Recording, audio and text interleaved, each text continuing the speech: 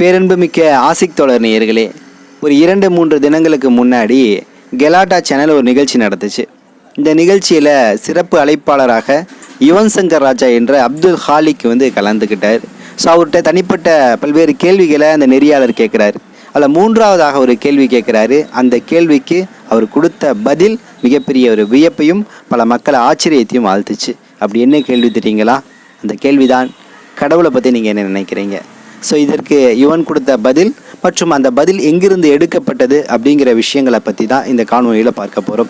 So பார்ப்பதற்கு முன்னாடி நமது ஆசிக் தோழர் என்ற இந்த சேனலை மறக்காமல் சப்ஸ்கிரைபர் செய்து உங்கள் உறவினர்களுக்கும் நண்பர்களுக்கும் இந்த செய்தியை பகிருங்க. மறக்காமல் கீழே இருக்கக்கூடிய பெல் ஐக்கானை கிளிக் பண்ணுங்கள். இதன் வழியாக நமது செய்திகள் உடனுக்குடன் உங்களை வந்தடையும். வாங்க செய்திகளுக்குள்ளே போ. அன்பார்ந்த தோழர்களே, உங்களுக்கு தெரியும் 2014 யுவன் சங்கர் ராஜா இஸ்லாம் எனும் இனிய மார்க்கத்தை ஏற்றுக்கொண்டு இன்றோடு கிட்டத்தட்ட 10 வருஷம் கடந்துருச்சு. இந்த 10 ஆண்டுகளில் யுவன் சங்கர் ராஜாவுடைய வாழ்க்கையில் பல்வேறு மாற்றங்கள் நிகழ்ந்திருக்கு. இஸ்லாத்தை அதன் தூய வடிவிலிருந்து நல்ல முறையில் பின்பற்றி கொண்டிருக்கிறார். பல்வேறு விமர்சனங்கள் வந்தாலும் அதை கடந்து அவர் பயணிக்கிறார். அவர் மேல் வைக்கக்கூடிய பிரதான குற்றச்சாட்டு என்னென்னா, இவர் இஸ்லாத்துக்கு வந்துட்டார், அதன் மகத்துவத்தை புரிஞ்சுட்டாரு. குறிப்பாக இணை வைப்பு என்ற அந்த விஷயங்களை எதிர்க்க ஆரம்பிக்கிறாரு. தனிப்பட்ட வாழ்க்கையிலும் அதை பின்பற்றுறாரு அப்படிங்கிற விஷயங்களை பேசுகிறாங்க. ஆனால் அதை தாண்டி இவர் இசைத்துறையை விடவே இல்லை. இசை என்பது மிகப்பெரிய பாவம் தானேன்னு சொல்லிட்டு பல்வேறு விளக்கங்களை கொடுக்குறாங்க. அப்போ நாம் அந்த சப்ஜெக்டுக்குள்ளே, அந்த தலைப்புக்குள்ளே நம்ம இங்கே போக விரும்பலை. அது அல்லாவுக்கும் அவருக்கும் உண்டானது என்ற நிலையிலேருந்து தான் நான் அந்த விஷயங்களை பார்க்குறேன். ஆனால் யுவன் சங்கர் ராஜா இஸ்லாத்தை அதன் தூய வடிவு, அது என்ன தூய வடிவுன்னு கேட்டிங்கன்னா, இணை கற்பிக்காத நிலை. இஸ்லாத்துக்கு வந்த பின்னாடியும் சில தர்காக்களில் விழுந்து அங்கு இறைவனுக்கு இணையான விஷயங்களை மனதில் ஏற்றுக்கொள்ளக்கூடிய நிகழ்வுகளை எல்லாம் கலந்துக்காமல் யுவன் சங்கர் ராஜா தெளிவாக இஸ்லாத்தில் பயணிச்சுட்டு இருக்கிறார். அப்போ இஸ்லாத்திற்கு யார் வேண்டாலும் வரலாம், சில நபர்கள் இஸ்லாத்தை விட்டு வெளியும் ஏறலாம். ஸோ யுவன் சங்கர் ராஜா என்ற இந்த இசையமைப்பாளர் நம்ம பார்க்கும்போது இன்னொரு இசையமைப்பாளர் இருந்தார். அவர் பேர் ஜிப்ரன்னு சொல்லிட்டு. அவரும் கிட்டத்தட்ட ஒரு 7-8 ஆண்டுகளுக்கு முன்னாடி இஸ்லாத்துக்கு வந்தார். ஆனால் இறைவனுடைய நாட்டை வேணும்ல, இஸ்லாத்திற்கு கிட்டத்தட்ட அவர் தொழுதார். 5 நேரம் தொழக்கூடிய நபராக இருந்தார். புத்துவில் அஸ்மின் என்று சொல்லக்கூடிய பாடல் ஆசிரியர், கவிஞர் இலங்கையில் இருக்கிறாரு. எனக்கு ரொம்ப பழக்கம். அவர்கிட்ட நான் பேசும்போது சொன்னார், யுவன் சங்கர் ராஜா அவரும் 2 பேரும் ஒன்றா சேர்ந்து பயணிச்சிருக்கிறாங்க, பல இடங்களில் பேசியிருக்கிறாங்க. ஸோ இந்த ஜிப்ரன் குறிப்பாக அமரகாவியம் அப்படிங்கிற ஒரு படம் வந்துச்சு. அந்த படத்தில் ஜிப்ரன் இசையமைக்கும் போது இவர் புத்துவில் அஸ்மின் அதில் ஒரு பாடல் எழுதியிருக்கிறாரு. அப்போ இவரும் சந்திக்கும் போது சொல்லுவார், அவருடைய அறைகளில் முசல்லா இருந்துகிட்டே இருக்கும், தொழுதுகிட்டே இருப்பார். அப்போ அந்த அளவு ஜிப்ரன் இஸ்லாத்தை பின்பற்றிட்டு இருந்தார். ஆனால் ஒரு சில மாதங்களுக்கு முன்னாடி நான் இஸ்லாத்தை விட்டு வெளியேறி நான் இருந்த இந்து மதத்துக்கு திரும்புறேன்னு சொல்லி மீண்டும் திரும்பி அவர் ஐயப்பனுக்கு மாலை போட்டு அந்த மாலைக்கு போயிட்டு வந்தார். அப்போ அது அவருடைய தனிப்பட்ட விஷயம். ஒரு மார்க்கத்தில் இருக்கிறதும் போகிறதும் அவர் தனிப்பட்ட விஷயம். அப்போ இஸ்லாத்தை பொறுத்த வரைக்கும் நிர்பந்தம் கிடையாது. இஸ்லாத்தில் இஸ்லாத்திலே தான் இருக்கணும் அப்படிங்கிற நிர்பந்தம் இல்லை. நீ உனக்கு இறைவன் நேர்வழி கொடுத்துட்டானா நீங்கள் அதில் பயணிக்கலாம். ஒருவேளை இதில் உங்களுக்கு மனசில் குழப்பங்கள் ஏற்பட்டுருச்சு அப்படின்னா இறைவனுடைய நாட்டம் கிடையாது, நீங்கள் என்ன பண்ணலாம், வெளியேறலாம். அதுதான் இங்கே நிகழ்ந்திருக்கு. அப்போ ஜிப்ரன் இந்த மார்க்கத்திலிருந்து வெளியேறிட்டார். ஆனால் யுவன் சங்கர் ராஜா உள்ளே அதை படித்து புரிஞ்சு இன்றைக்கி வாழ்க்கையை கண்டினியூவாக கொண்டு போயிட்டுருக்காரு. ஸோ இப்படிப்பட்ட ஜிப்ரான் இருக்கார்ல, இவர்கிட்ட பல்வேறு இடங்களில் இறைவன் சம்பந்தமான கேள்வியை முன்வைப்பாங்க ஊடகவியலாளர்கள். நீங்கள் பார்த்துருப்பீங்க, பிஹேன் உட்ஸு, கலாட்டா எல்லாமே. அதற்கு இவர் ரொம்ப சுருக்கமாக ஷார்ட்டாக சொல்லுவார். ரொம்ப விளக்கம் கொடுக்க மாட்டார், ரொம்ப ஷார்ட்டாக சொல்லுவார். ஸோ அப்படி இருக்கக்கூடிய சமயத்தில் தான் எனக்கு தெரிந்து முதல் முறையாக கெலாட்டாவில் நடந்த அந்த நிகழ்ச்சியில் நெறியாளர் பல்வேறு கேள்விகளை கேட்குறாரு. அப்போ 3வது கேள்வியாக ஒரு கேள்வி கேட்குறாரு, கடவுளை பற்றி நீங்கள் என்ன நினைக்கிறீங்க அப்படின்னு சொல்லிட்டு. அப்போ அதற்கு அவர் சொன்ன பதில் தான் ஒரு பெரிய ஆச்சரியத்தை ஏற்படுத்துச்சு. பொதுவாக மிச்ச நபர்கள்ட்ட நீங்கள் கடவுளை பற்றி என்ன நினைக்கிறீங்கன்னு கேட்டாலே, பொதுவாக ஒரு முஸ்லீம்டே நீங்கள் கேட்டால் கூட கடவுள் எல்லாருக்கும் பொதுமானவர், அவர் அன்பு மிக்கவர், கருணையாளர், அன்பாளர் அப்படின்னு சொல்லிட்டு பல்வேறு விளக்கங்களை தொடர்ந்து கொடுப்பாங்க. ஆனால் இறைவன் குரானில் தன்னை பற்றி சொன்ன விளக்கம் இருக்குல்ல, கடவுள்னா யார் அப்படின்னு, அந்த பொதுவான விளக்கம் இருக்குல்ல, இது உலகத்திற்கே பொருந்தக்கூடிய விளக்கமாக இருக்குல்ல, அதை ஏதாவது முஸ்லீம் தலைவர்கள் அல்லது எனக்கு தெரிந்த முக்கியமான நபர்கள் மேடையில் கோடிஃபை பண்ணியிருக்காங்களா தமிழ்நாட்டில்னு கேட்டால் எனக்கு தெரிஞ்சு பெருசாக கிடையாது. ஆனால் யுவன் சங்கர் ராஜா அந்த பொதுவான மேடையில் குரானுடைய வசனத்தை எடுத்து சொல்கிறாரு. அந்த பொதுவான வசனத்தை பல நபர்கள் கேட்க ஆரம்பித்தாங்க. என்னென்னா, கடவுளை பற்றி நீங்கள் என்ன நினைக்கிறீங்க? நான் என்ன சொல்கிறது, அது ரொம்ப ஆழமான தலைப்பு. குல்ஹு அல்லாஹு அஹத் அல்லாஹு ஷமத் லம் எலித் வலம் யூலத் வலம் யகுல்லஹு குஃப்வன் அஹத் அப்படிங்கிற வார்த்தையை சொல்கிறாரு. இதை சொல்லிட்டு ஆங்கிலத்தில் அந்த மொழிபெயர்த்தும் சொல்கிறாரு. குர்ஆனில் 112வது அத்தியாயமாக வரக்கூடிய ஒரு அத்தியாயம்தான் இந்த வசனம். ஸோ குர்ஆனில் மொத்தம் 114 அத்தியாயங்கள் இருக்குது. அதில் பெரிய அத்தியாயம்னா பக்ரா, பசுமாடு, மாடு என்று சொல்லக்கூடிய, காளை மாடு என்று சொல்லக்கூடிய அந்த அத்தியாயம். ஸோ ரொம்ப சின்ன அத்தியாயங்கள் இருக்குது, 4 வரிகள் 5 வரிகள்னு சொல்லிட்டு. அதில் 112வது வரக்கூடிய சூரத்துல் எஹ்லாஸ்னால் மன தூய்மைன்னு அர்த்தம். ஸோ அந்த அத்தியாயத்தில் இருக்கக்கூடிய வரிகள் எடுத்து தான் யுவன் சங்கர் ராஜா என்ற அப்துல் ஹாலிக்னா என்ன? ஹாலிக்னா படைப்பாளன், அருளாளன் அப்படின்னு சொல்லக்கூடிய, ஒரே இறைவன் அப்படின்னு சொல்லக்கூடிய வார்த்தையிலிருந்து அப்துன்னா அடிமை, படைப்பாளனுடைய அடிமை அப்படிங்கிற வார்த்தையிலேருந்து வரும். அப்துல் ஹாலிக்கா தன் பேரை வச்சிருக்கிறார். ஸோ அவர் இந்த வார்த்தையை பொது மேடையில் சொல்கிறது அப்படிங்கிறது ஒரு பெரிய விஷயமா இன்றைக்கி காணப்படுது. அப்போ இந்த வார்த்தையை அவர் பிரயோகிக்கிறார் அப்படின்னா அப்போ இந்த வார்த்தையுடைய வீரியம் என்ன அப்படிங்கிறத இங்கே நம்ம பார்க்கணும். ஸோ யுவன் சங்கர் ராஜா அவங்களுக்கு தெரியும், அவருடைய தாயுடைய மரணத்திற்கு பின்பு மனவேதனை அடைகிறாரு. பல்வேறு விஷயங்களை கேள்விப்பட்டிருப்பீங்க. நண்பர் முசல்லா தராரு, அந்த முசல்லாவில் விரித்து தொழக்கூடிய சமயத்தில் தான் அவருக்கு சில விஷயங்கள்லாம் தோண ஆரம்பிக்குது. இறுதியாக அவருடைய தேடுதல், இறைவனை குறித்த தேடுதல் நோக்கி தேட இறுதி கட்டமாக அவர் இஸ்லாத்தை தேர்வு செய்கிறாரு. அப்போ அல்ஹம்துலில்லாஹ் இன்னைக்கு இஸ்லாத்தில் பயணிச்சுட்டு இருக்கிறாரு. ஸோ யுவன் சங்கர் ராஜா பயன்படுத்திய இந்த வசனத்தை பற்றி நம்ம இங்கே பார்க்கணும். இறைக்கல்லின் உரைக்கல் அப்படின்னு சொல்லுவாங்க. அதாவது இறைவனை பற்றி உலகத்தில் யாராவது தெரிஞ்சுக்கணும்னு ஆசைப்பட்றாங்களா? அப்போ அவங்கள தெரிஞ்சுக்கணும், இறைவனை தெரிஞ்சுக்கணும், புரிஞ்சுக்கணும், அறிஞ்சுக்கணும்னா இறைக்கல்லின் உரைக்கல்லாக இருக்கக்கூடிய சூரத்துல் எஹ்லாஸ் என்று சொல்லக்கூடிய அந்த வசனத்தை நீங்கள் படித்தாலே போதுமானது. யாராவது உங்கள்கிட்ட கேட்டாலும் இந்த ஆயத்தை நீங்கள் படிச்சிங்கனாலே, விளக்கமாக சொன்னீங்கனாலே இறைவனை பற்றி புரிஞ்சுக்கலாம். ஏன்னா நபி ஸல்லல்லாஹு அலைஹி அவங்க காலகட்டங்களில் மக்காவில் ஐ திங்க் இறங்கின வசனம்னு நினைக்கிறேன். முஸ்ரிக்குகள், இணை வைக்கக்கூடியவர்கள் உன் இறைவன் யார் அப்படின்னு கேட்கும்போது தான் அல்லாஹ் சொல்கின்றான், இந்த வசனத்தை இறக்கி சொல்லுங்கள் அப்படின்னு சொல்லிட்டு. அப்போ அல்லாஹ் சொன்ன பின்னாடி இந்த வசனத்தை நபி ஸல்லல்லாஹு அலைஹி அவங்க சொல்கிறாங்க. ஸோ அப்படிப்பட்ட ஒரு உன்னதமான ஒரு வசனம் நம்ம வாழ்க்கையில் அனுதினமும் இதை ஓதிக்கொண்டே இருக்கணும், வாசிச்சுட்டே இருக்கணும். ஏன்னா இறைவனுடைய தன்மையை மீண்டும் மீண்டும் சொல்ல நமக்குள்ள ஒரு புத்துணர்ச்சியும் ஒரு நல்ல நம்பிக்கையும் பிறக்கும் அப்படிங்கிறது தான் எனது பார்வையாக இருக்குது. ஸோ சூரத்துல் எஹ்லாஸை யுவன் சங்கர் ராஜா அந்த புதுமேடையில் சொன்னார்ல, இறைவன் யாருன்னு கேட்ட பின்னாடி சொன்னார்ல. ஸோ அந்த வசனத்தை இங்கே சற்று விளக்கமாக நம்ம பார்க்க கடமைப்பட்டிருக்கின்றோம். ஸோ 112வது வரக்கூடிய இந்த சூரத்துல் எஹ்லாஸுடைய முதல் வசனம், குல் அப்படின்னா சொல்லுங்கள். குல் ஹுவல்லாஹு அஹத், அஹதுனா ஒருத்தன். அப்போ குல் ஹுவல்லாஹு அஹத், இறைவன் என்பவன் ஒருவன் மாத்திரம்தான். அப்படின்னா என்ன அர்த்தம்? இறைவனுக்கு நிகர் கிடையாது, இணை கிடையாது, தாய் தகப்பன் கிடையாது, பிள்ளை குட்டிகள் கிடையாது, உணவு கிடையாது, உறக்கம் கிடையாது. அவனுக்கு நிகர் இந்த உலகத்தில் அவனை போல யாருமே கிடையாது. ஸோ உலகத்தில் அவன் ஒரே ஒருத்தன் தான் இருக்க முடியும். இந்த உலகத்தில் ஒருத்தன் தான் இந்த உலகத்தை ஆள முடியும். அந்த ஒருத்தன் தான் படைத்தவனாக இருக்கக்கூடிய அல்லாஹு ரப்புல் ஆலமீன். அப்போ அல்லாஹ் அப்படின்னு சொன்ன பின்னாடி அது முஸ்லீம்களுடைய பார்வையை அது மாறிடக்கூடாது. முஸ்லீம்கள் தான் அல்லாஹ் அப்படின்னு சொல்லுவாங்க. இல்லை, அல்லாங்கிறது ஒரு அரபி வார்த்தை. அதை நீங்கள் காடுன்னு சொல்லலாம், இல்லை கடவுள்னு சொல்லலாம், இல்லை என்ன மொழியில் நீங்கள் சொன்னால் கூட அவன் ஒருத்தன் தான் அப்படிங்கிற நிலையை நோக்கி நம்ம வரணும். அப்படிங்கிறதுக்காகத்தான் குர்ஆனில் இறைவன் என்ன சொல்கிறான்? இறைவனுடைய தன்மையில் குல் ஹுவல்லாஹு அஹத், இறைவன் என்பவன் ஒருவன். 2வது வசனம் என்ன? அல்லாஹு சமத், அவன் யாரிடமும் தேவையற்றவன். சமது, தேவையற்றவன் அப்படின்னா என்ன? யார்கிட்டும் எந்த தேவையும் அவனுக்கு கிடையாது. இன்றைக்கி இருக்கக்கூடிய நபர்கள், தன்னை கடவுள் என்று சொல்லக்கூடிய நபர்களாகட்டும், இல்லை கடவுளாக இருக்கக்கூடியவர்கள் யாரும் கோவித்து கொள்ள வேண்டாம். ஏன்னா பிற மக்களுடைய நம்பிக்கை என்பது அங்கே வேறு மாதிரி இருக்குது. நான் ஆல்ரெடி முன்னாடியே சொல்லியிருக்கிறேன். இன்றைக்கி ஹிந்துக்கள் எடுத்தீங்கன்னா பல கடவுள்களை வணங்குறாங்க. அதோடு சேர்த்து அல்லாவே அல்லா சாமியாகவும் வணங்குறாங்க.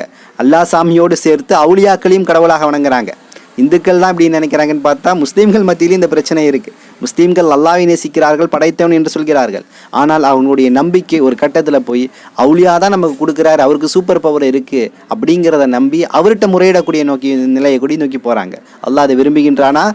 உன்னையே வணங்குகின்றேன், உன்னிடமே உதவி தேடுகின்றேன் நீ துவால கேட்டு போட்டு நீ போய் வேற பக்கம் போய் கேட்கலாமா? ஸோ இந்த சிந்தனையில் கூட சில பிரச்சனைகள் முஸ்லீம்கள் இருக்குது. இப்போ முஸ்லீம் அல்லாதவர்கள் சொல்லவே தேவையில்லை. அவங்க பல்வேறு கடவுள்களை வணங்குவாங்க. அவங்கள பொறுத்த வரைக்கும் கடவுள் யார் அப்படின்னு கேட்கக்கூடிய சமயத்தில் அவங்க என்ன சொல்லுவாங்கன்னா, இந்த உலகத்தில் இருக்கக்கூடிய எல்லா கடவுளையும் ஏற்றுக்கிறோம், ஏதோ ஒரு சாமி என்னை காப்பாற்றணும். அப்போ என்னென்னா எந்த சாமின்னு அவங்க முடிவு பண்ணல, எல்லாமே சாமி தான், எல்லாமே கடவுள் தான், எல்லாமே இந்த உலகத்தை ஆளுது கொடுக்குதுன்னு நம்புகிறாங்க. இப்போ தமிழகத்தில் இருக்கக்கூடிய ஒரு கடவுள் இந்த உலகத்தை ஆட்சி செய்து இந்த உலகத்தில் நலவை கொடுக்குது அப்படின்னா அந்த கடவுள் ஏன் உலகம் முழுக்க பரவவில்லை, உலகம் இருக்கக்கூடிய மக்கள் எல்லாமே ஏன் ஏற்றுக்கொள்ளவில்லை அப்படிங்கிற கேள்வி வருதுல்ல. அப்போ உலகத்தில் இருக்கக்கூடிய எல்லா மக்களும் ஏற்றுக்கொள்ளக்கூடிய ஒரு கடவுள், பின்பற்றக்கூடிய கடவுள் தான் உலகத்திற்கு கடவுளாக இருக்கணும் அப்படின்னு தான் நம்ம பார்க்க முடியுது. அப்போ அந்த அடிப்படையில் தான் நம்ம என்ன பண்ணுறோம், இறைகளின் உரைகளாக இருக்கக்கூடிய சூரத்துல் எஹ்லாஸை நம்ம முன்வைத்து கடவுளுடைய விளக்கத்தை கொடுக்க நம்ம முற்படுறோம். அந்த விளக்கம் உலகத்திற்கே ஏற்றுக்கொள்ளக்கூடிய பொதுவான விளக்கமாக இருக்குது. ஸோ இப்போ இந்த 3வது வசனத்துக்குள்ளே வருவோம். குல்ஹு அல்லாஹ் அஹது, இறைவன் என்பவன் ஒருவன், அல்லாஹு சமது, அவன் யாரிடம் தேவையற்றவன், லம் எளிது வலம் யூலது. இதை நல்லா பார்க்கணும். லம் எளிது வலம் யூலது, அவன் யாரையும் பெறவும் இல்லை, எவராலும் பெறப்படவும் இல்லை. முடிஞ்சு போச்சு. அல்லாவுக்கு அத்தா அம்மா சச்சா பெருத்தா ராதா அதெல்லாம் கிடையாது. ஸோ அல்லாவுக்கு மகன் இருக்கான், மகள் இருக்கிறா, பிள்ளைகள் இருக்குது, குடும்பங்கள் இருக்குது, பேரன் பேத்தி இருக்கான்னு கேட்டால் அதுவும் கிடையாது. அப்போ அல்லாவை யாரும் பெறவும் இல்லை, எவராலும் பெறப்படவும் இல்லை. ஸோ இந்த வசனத்துக்கு ஏன் இவ்வளோ அழுத்தமாக நான் சொல்கிறேன்னா, அல்லாஹ் ஏன் இந்த வசனத்தை தெளிவாக அவனும் சொல்கிறான்னு கேட்டிங்கன்னா, கிறிஸ்துவர்களும் யூதர்களும் அல்லாஹ்வுக்கு பிள்ளை குட்டிகள் இருக்குது. அல்லாங்கிறது அவங்கள பொறுத்த வரைக்கும் இயேசு இருக்காங்கல்ல, இயேசுவை இறை தூதராக அவங்க பார்க்க மாட்டாங்க. முஸ்லீம் இறை தூதராக தான் பார்க்குறாங்க. இயேசுவை யார் ஏற்றுக்குள்ளேயோ உண்மையான முஸ்லீம் கிடையாது. ஏன் நபி ஸல்லல்லாஹு அலைஹி வஸல்லம் அவங்களுக்கு முன்னாடி ஒரு வலிமையான இறை தூதராக நம்ம பார்க்குறோம். ஐ லவ் ஜீசஸ் அப்படின்னு நம்ம பார்க்குறோம். அவங்களுடைய இரண்டாவது வருகை குறித்து நம்புகிறோம், எல்லாமே நம்புகிறோம். ஆனால் அவர்கள் கடவுள் கிடையாது. உலகத்தில் 1,24,000 இறை தூதர்கள் வந்தார்கள் அல்லவா, அவர்களில் ஒரு சிறந்த வலிமையான ஒரு இறை தூதர். அவருடைய கராமத்துக்களை அற்புதங்களை நம்புகிறோம். தொழுநோயை போக்குனாரு, கண் பார்வையை சரி செய்தார், எல்லாமே இறைவன் கொடுத்த கராமத், அதாவது அற்புதங்கள் அப்படிங்கிற வரிசையில் நம்ம பார்ப்போம். அதற்கு முன்னாடி இருந்த மோசஸ்ன்னு சொல்லுவாங்கல்ல, அவர் கடலை பிளந்தார், கைத்தடியை போட்டால் பாம்பு வரும், இதெல்லாம் அவங்களுக்கு கொடுத்த கராமத் அற்புதங்கள். இப்போ அந்த அற்புதங்களை வச்சு அவர் கடவுளாக்கக்கூடிய முயற்சி தான் அன்றைய காலகட்டங்களில் நடந்துச்சு. ஸோ இந்த வரிசையில் தான் அல்லாஹ்வுக்கு பிள்ளை குட்டிகள் இருக்குது அப்படிங்கிற விஷயங்களை யூதர்களும் கிறிஸ்தவர்களும் சொல்லிட்டு இருந்தாங்க, இறைவனுடைய பிள்ளைகள் அப்படின்னு. ஸோ இதை உடைக்கும் விதமாக தான் அல்லாஹ் சொல்கிறான், அல்லாஹ்வுடைய தன்மை எப்படி, அவன் யாரும் பெறவும் இல்லை, எவராலும் பெறப்படவும் இல்லை. ஸோ 4வது வசனத்துக்குள்ளே வலுவோம். லம் எழுது வளம் உள்ளது, வளம் யகுல்லஹு குஃபுவன் அஹத், அன்றியும் அவனுக்கு நிகர் யாருமே கிடையாது. அவனுக்கு ஈக்குவல் யார் உலகத்தில் யாருமே கிடையாது. ஏன் அவனுடைய சிஃபத், அவனுடைய தன்மையில் யாருமே நிகர் செய்ய முடியாது. அப்போ இந்த 4 விஷயங்கள் யாருக்கு பொருந்ததோ நீங்கள் தாராளமாக அவங்கள கடவுளை ஏற்றுக்கலாம். ஒரு மனுஷன்லேருந்து ஒருத்தன் தன்னை கடவுள் அவதாரம் சொல்கிறானா, இதை வச்சு நீங்கள் பொருத்தி பாருங்கள். இல்லை கடவுள் என்று இந்த உலகத்தில் யார் என்னென்ன விஷயங்கள் சொல்லப்படுகிறதோ அது எல்லாத்துக்கும் இந்த 4 விஷயங்களை நீங்கள் பொருத்தி பாருங்கள். அதாவது அவன் ஒருவனாக இருக்கணும், அவனுக்கு ஈக்குவலாக யாருமே இருக்கக்கூடாது, அவன் ஒருத்தன் தான் இருக்கணும். அதே போல் அவனுக்கு நிகர் யாருமே இருக்கக்கூடாது, அவனுக்கு யாரும் பெற்றுக்கவும் கூடாது, அவன் பெறப்பெற்றுக்கவும் கூடாது, பிள்ளை குட்டிகள் குடும்பம் இருக்கக்கூடாது, அஞ்சும் அவனுக்கு நிகர் யாருமே இருக்கக்கூடாது. இந்த 4 வசனங்களுக்கு ஒரு நபர் பொருந்துறான் அப்படின்னா நிச்சயமாக தாராளமாக நீங்கள் கடவுளாக ஏற்றுக்கலாம். ஆனால் இன்றைக்கி உலகத்தில் இந்த 4 விஷயங்களை யாராலும் பூர்த்தி செய்ய முடியாது. ஏனென்றால் நாம் எல்லாமே கடவுளுடைய படைப்புகள். கடவுளுடைய படைப்புகள் தான் தவிர நம்ம கடவுள் கிடையாது. சூரியன் சந்திரன் எல்லாமே கடவுளுடைய படைப்புகள் தான் தவிர அது கடவுளுடைய படைப்பு கிடையாது. இது எல்லாமே நாம் வணங்கப்படக்கூடிய பொருள் கிடையாது. இதெல்லாம் இறைவனுடைய படைப்புகள் அப்படின்னு நம்ம பார்க்கணும். ஸோ இந்த அடிப்படையில் தான் சூரத்துல் இஹ்லாஸ் என்ற சூரா அமைஞ்சிருக்கு. ஸோ இதை ஒவ்வொரு முஸ்லீமும் தாவா செய்யக்கூடிய சமயத்தில் அழகாக பயன்படுத்துவாங்க.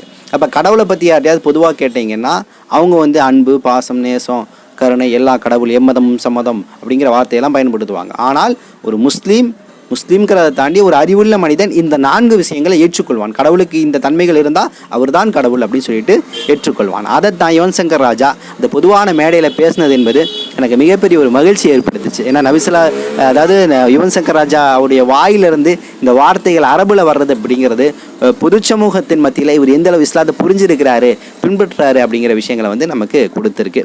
ஸோ இப்போ இதோடு சேர்த்து சூரத்துல் இஹ்லாஸை ஓதக்கூடிய சமயத்தில் நமக்கு என்னென்ன நன்மைகள் கிடைக்கும் நபி ஸல்லல்லாஹு அலைஹி வஸல்லம் சொல்லியிருக்காங்கிறதையும் சேர்த்து பார்த்திருவோம். முதலாவதாக நபி ஸல்லல்லாஹு அலைஹி வஸல்லம் அவங்க சொல்லியிருக்கிறாங்க, குர்ஆனில் எத்தனை பகுதிகள் இருக்குது? 3 பகுதிகள். 10 ஜுஸுவா 30 ஜுஸ் இருக்குது. 30 பகுதிகளாக பிரிச்சிருக்கிறாங்க. குர்ஆனில் 114 அத்தியாயம் இருக்குது, 6666 வசனங்கள் இருக்குது. 3 பகுதிகளாக பிரிச்சிருக்காங்க. 7 மஞ்சில்னு சொல்லுவாங்க. ஒரு வாரத்தில் நீங்கள் குர்ஆன் முடிக்கணும்னா அந்த மஞ்சில்னு அடையாளம் இருக்கும். ஸோ அதை ஒவ்வொரு மஞ்சிலாக நீங்கள் ஓதுனீங்கன்னா 7 நாளில் நீங்கள் என்ன பண்ணலாம், குர்ஆனை முடிக்கலாம்னு சொல்லிட்டு குர்ஆனை எவ்வளோ அழகாக ஓதணும், எவ்வளோ நம்ம முடிக்கணுங்கிறதுக்காக அதை தர்த்தீப் பண்ணி வச்சுருக்கிறாங்க. ஸோ இந்த அடிப்படையில் பார்த்திங்கன்னா குர்ஆனில் பார்த்திங்கன்னா 3 பகுதியாக 30 ஜுஸு இருக்குது. இப்போ நபி ஸல்லல்லாஹு அலைஹி வஸல்லம் சொல்கிறாங்க, யார் குர்ஆனுடைய ஒரு பகுதி அதாவது 10 ஜுஸு ஓதுன நன்மை கிடைக்கணும் அப்படின்னு நீங்கள் ஆசைப்பட்டீங்கன்னா சூரத்துல் இஹ்லாஸ் என்று சொல்லக்கூடிய குல் ஹுவல்லாஹு அஹத் என்ற சூறாவை ஓதுனீங்கன்னா குர்ஆனில் ஒரு பகுதி ஓதுன நன்மை கிடைக்கும்னு சொல்கிறாங்க.